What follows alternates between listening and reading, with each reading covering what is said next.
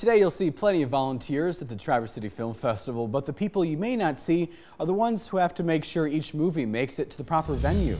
7 to 4's Alyssa Heron joins us live from downtown Traverse City to take us behind the scenes of what it takes every day to put on such a successful festival. Good morning, Alyssa.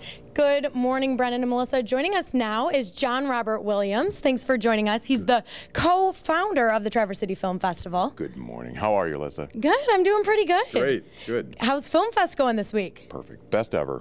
All right. And this is the 11th edition, you were saying. Right. 11th edition. Started 10 years ago this week.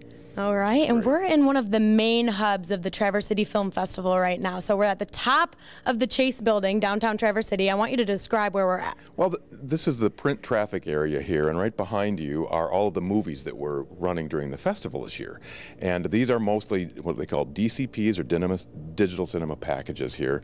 And they're a hard drive that comes here. We run the movies that way. And there's a backup for everything that's going to run during the festival.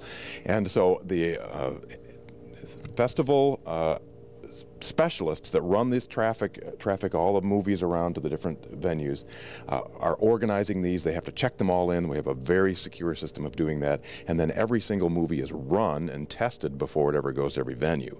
And so this is a complete organization here. They come as a hard drive, basically. And so we have an example of that. So there's a hard drive that comes in like this, which would be an entire movie in here. And surprisingly, right behind it here is the one 35mm movie that we're running that ran this year. This is the Charlie Chaplin movie. And the movies all used to come in like this, just even in 2005. And so we had a movie. Here's 4 reels of film right here. Now, and John, you had me lift this up earlier, and this is like more than 40 pounds. I couldn't even do it myself. It's heavy. So this is one of the technology differences. Obviously, you could say, it's just a Blu-ray, which only weighs a few ounces, but this is far higher resolution and, less skips and things. But this one got checked, and it had a disk error, and so it didn't run. Okay, so then they would go to the backup film. Correct, or they would contact the supplier, the distributor, and they would make certain a new print came in. Okay, and there's a whole other room back there that you guys are doing that in, and somebody has to sit there and watch through the entire film. I want you to tell me how many volunteers there are this year. We've got 3,000 volunteers registered, and there's 1,400 on the street right now this week doing all the different things that need to be done. It's a big undertaking to put on 9 venues, plus all the other events that go on during the festival. Okay, and then tonight we have the Naughty Cat, the Open Space. We also have a panel this morning. Who's going to be there? This is 5:30 in the morning. I don't know who's going to be there. Okay, well, we'll put that up on our website. But I think playing at the Open Space tonight is the Breakfast Club. You said it looks beautiful. Oh, we've ran a test the other morning, and oh my God, it looks fantastic. It looks incredible down there. It's always free at the Open Space every night. Dusk, about 9:45 we run. You don't want to miss this, and on a Friday night, it's the perfect venue. Well, thank you so much. So pack up your blankets and your chairs and head on down to the Open Space tonight. Thank you so much for joining us. Brendan, Melissa? Thanks a lot, Alyssa. And it's always fun to get a behind-the-scenes look and how it all does come together, because it's a big production. It's a huge production. I know John Robert Williams just said 3,000 volunteers this year for the film festival. It's huge. People from around the world are in Traverse City. And what's even better is if you do head down there tonight for any of the films and even the Open Space in Traverse City, weather is looking pretty good. Plus, we're here live inside one of the main hubs for the Traverse City Film Festival. Coming up next, we're going to share what it takes to get these films to the proper venue. You're watching 7 and 4 News Today. Good morning, Alyssa.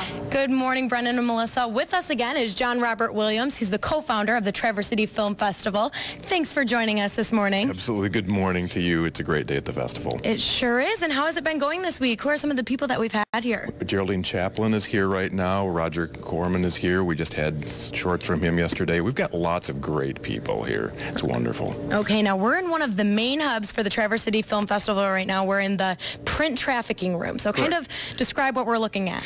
With a festival, you have to have a lot of movies, and what we used to have here were 35mm prints, and so all of our projectionists at all the different venues would be threading these projectors full of film right here, and this was the Chaplin shorts that ran at the State the other day. Now the way they come in is they come in on what's called a DCP, which is basically a fancy hard drive, and these are plugged in, and these hard drives are run, and that's how the movies are done today. But you see, when we used to have movies, we used to have have to thread them up. And so what we would have to do is we'd have to have a projector, and so we would grab the projectionist would have to grab the reels of film and run them on the projector and loop things through and, you know, kind of get all this stuff all lined up. And it was very technical. And now they just sit there and do things with the... So have we only had one of these big films this year, Chaplain? Only print. This is the only 35mm print in the entire festival, and it ran on the projector at the State Theater. Okay, so now we have all these hard drives behind us. Right. We're going to take a walk over here, and I want you to describe how these all get checked into the different venues. Right. So with 240 different titles, there's a lot of movies to keep track of, and so we've got the people that run print traffic have an entire system working here.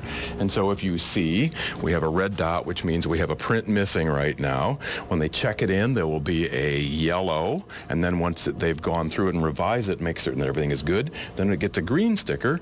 A half means that the backup is here as well, so we have a complete thing. So every single title, all 240 titles get checked in, and then this is on a per day basis here right now as to how everything is made certain that it's here, it's ready to go, it's at the venue, and will be shown on time. So there's a ton that goes on up here every day. You said there's 3,000 volunteers.